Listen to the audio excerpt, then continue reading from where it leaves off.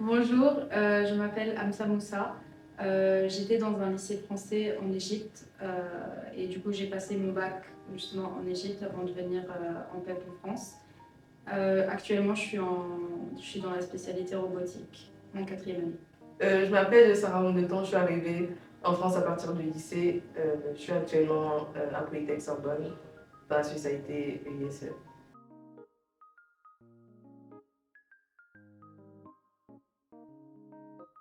En vrai, c'était un choix un peu arbitraire en regardant les différentes écoles d'ingénieurs sur Parcoursup.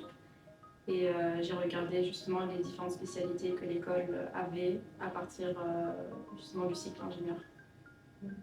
Alors moi, je ne savais pas trop qu'est-ce que je voulais faire, mais je savais que je voulais m'orienter vers le domaine scientifique. Je suis allée voir une conseillère d'orientation.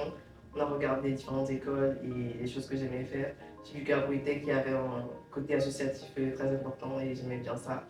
Donc, je vais rentrer en vœu sur Parcoursup et c'est comme ça que, de fil en aiguille, je suis arrivée ici.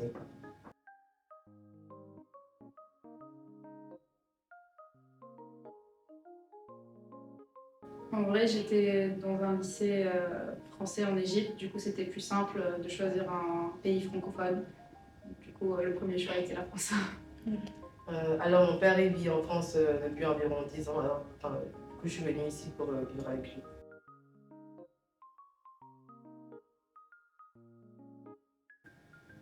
Du coup, la spécialité robotique, en soi, on a des périodes qui sont trop chargées et des périodes où on n'a vraiment pas beaucoup de charge de travail.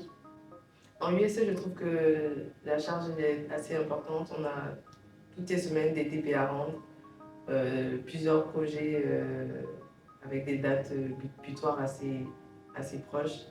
Donc, je trouve que la charge de travail est assez importante dans ma spécialité.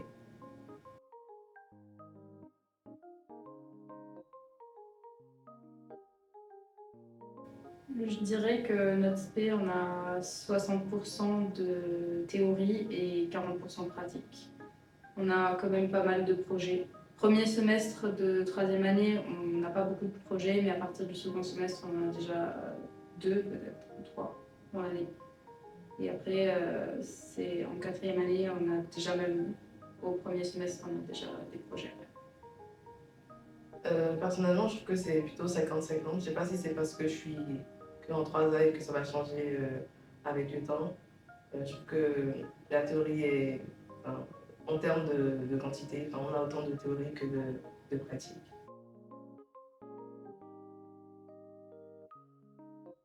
J'aurais dit que je préfère quand même l'informatique. Parce qu'en robotique, il y a trois parties. Il y a l'électronique, l'informatique et la mécanique. Et je pense du coup, ma partie préférée, c'est l'informatique. Coder pour faire une tâche, en sorte que le robot il fasse une tâche précise.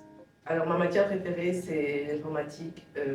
Depuis que je suis en seconde, je programme des mini-jeux en Python notamment. Et voilà, ma matière préférée, c'est l'informatique.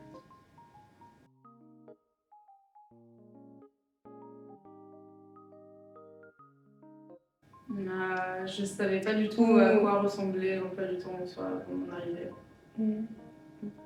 Je ne savais pas non plus, mais en soi, c'est pas quelque chose qui me dérange. Enfin, je trouve ça aussi.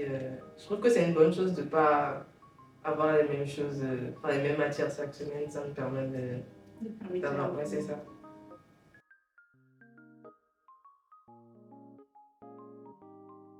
Du coup, vu que moi je suis arrivée en 2019, l'inscription elle se faisait encore en format papier. Du coup, je suis venue avec tous les papiers nécessaires pour l'inscription au bureau du secrétariat.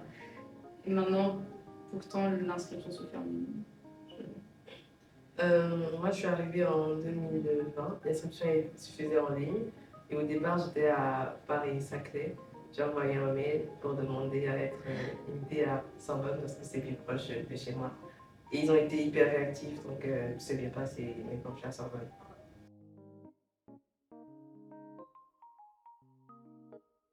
Normalement, il y a des. L'association. Même pas des associations, il y a parfois des événements qui font où il y a des élèves qui parlent de leur spécialité à l'école et tout. Les journées portes ouvertes ou je sais pas, parfois ils font même des réunions, je pense, sur leur Discord.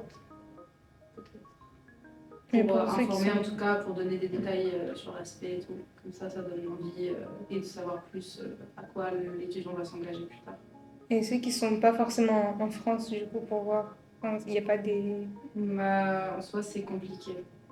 À part regarder sur le site internet de l'école, je vois pas comment savoir. Parce qu'en soi, les journées portes ouvertes, c'est vraiment physiquement, tu dois vraiment être physiquement là-bas. Après, c'est vrai que pendant la période du Covid, il y avait des journées portes ouvertes en ligne. Donc, c'était possible d'y assister, mais maintenant, ils n'en font plus.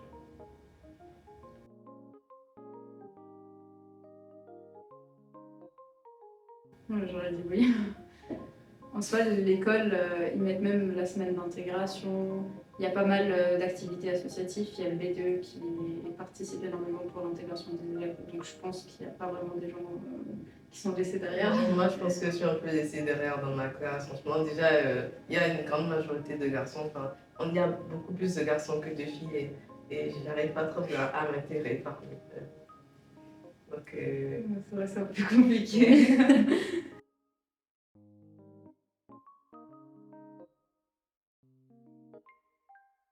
Par rapport à l'égalité hommes-femmes, c'est vrai que les femmes, elles sont beaucoup plus, on va dire, entreprenantes, moins pour la majorité des femmes, elles restent à la maison et s'occupent de leurs enfants. En général, c'est pas les femmes qui travaillent, qui ramènent de l'argent à la maison. Plus du mari. Peut-être quand elles sont encore jeunes filles, enfin, je veux dire, elles vont finir leurs études, se marier et puis arrêter de travailler. Enfin, en général, c'est ce qui se passe au Bénin. Donc, c'est quelque chose qui m'a interpellée quand je suis arrivée. Enfin, c'est une différence que j'ai vue. Oui, c'est vrai qu'ici, l'égalité homme-femme, ils essayent de toute manière de vraiment mettre ça en place. Alors que c'est vrai qu'en Égypte aussi, ce souci. Par exemple, ingénieur, tu trouves plus de garçons que de filles en ingénierie. Et c'est même parfois vu en mode la fille, peut-être, elle n'a pas les capacités pour faire l'ingénierie. C'est pour ça qu'il y a plus de pourcentage de femmes, par exemple, dans les domaines de la médecine, je sais pas, pharmacie, des trucs du genre que de garçons.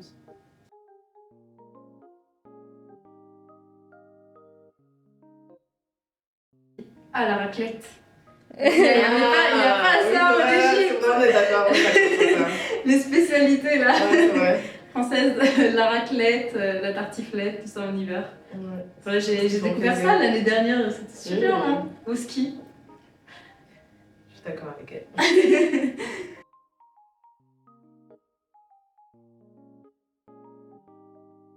En vrai, ça dépend des mois.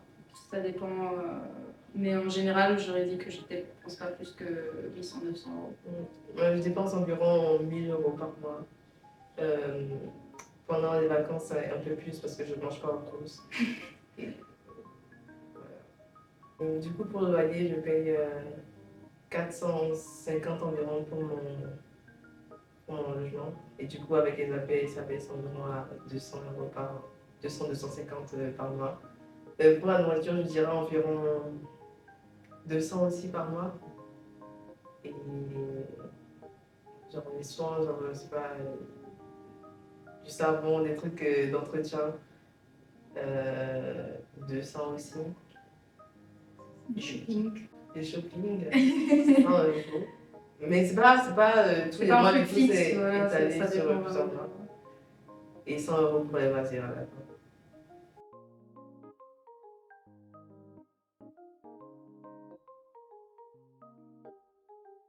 Du coup, il y a des bourses. Mais après, ça dépend. Je sais qu'il existe des aides pour les étudiants, mais c'est pas précisément pour les étudiants étrangers. Moi, c'est pour tous les étudiants, il n'y a pas de catégorie étrangère. Moi, je suis boursière de l'AEFE. Et du coup, c'est des bourses justement qui donnent aux étudiants étrangers pour faire leurs études en France. Et du coup, il y avait une condition pour avoir cette bourse, et c'était d'au moins avoir la mention bien au bac.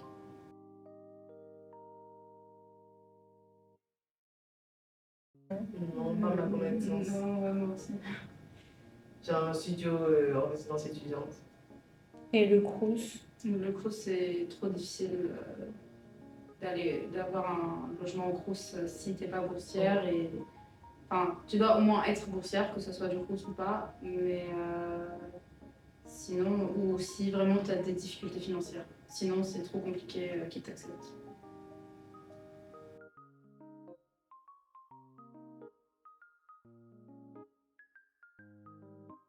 Ouais, franchement, Il y a tout, on hein. se plaint pas, même si parfois elle accepte un peu en retard. Enfin, il y a souvent des problèmes sur l'accepte. Mais à part ça, tu vois. Toutes les lignes, Ouais. je pense. Toutes les lignes. Comme la métro. C'est le cas particulier parmi les lignes.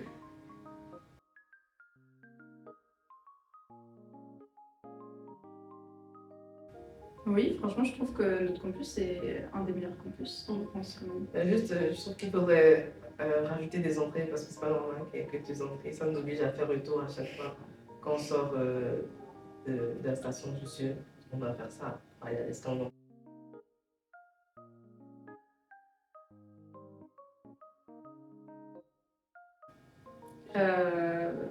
J'aurais dit par exemple, si des étudiants préfèrent faire du vélo par exemple. Ouais, le Vélib, parce Ouais. qu'il y a un forfait Vélib solidaire pour les personnes avec un certain niveau de revenu. Je pense que c'est ça. Ça coûte Ouais. 1,59 € environ par mois. Ça, c'est une bonne astuce. Le menu étudiant aussi. Ouais, du repas à 1 €, c'est bien. Et repérer les grosses, parce qu'il y en a qui ouvrent aussi le soir. C'est possible de manger à midi et le soir pendant le resto plus. Les frites aussi, c'est pas mal. Ouais. Si vous aimez bien, vous avez des frites, bah, il y en a de pas mal sur Paris.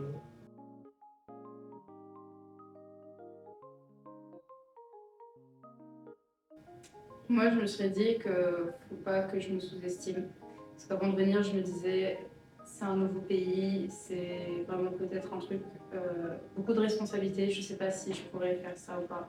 Surtout que de base, dans ma maison, bah, du coup, j'ai ma mère qui fait des trucs à ma place, enfin, les papiers en tout cas, et tout. Alors qu'ici, je devais vraiment être indépendante. Du coup, je savais pas si je pourrais réussir à faire ça ou pas. Moi, je pense que je me dirais d'avoir plus confiance en moi parce que il y a des choses que j'aurais pu faire mais que je me suis empêchée parce que j'avais peur que ça ne marche pas. Enfin, ou qu'on ne m'accepte pas. Donc, voilà. Est-ce que vous avez changé? Vous trouvez que vous avez changé par rapport à avant? Oui, Moi, je trouve. oui, je trouve que je suis beaucoup plus ouverte qu'avant envers les autres. Pareil.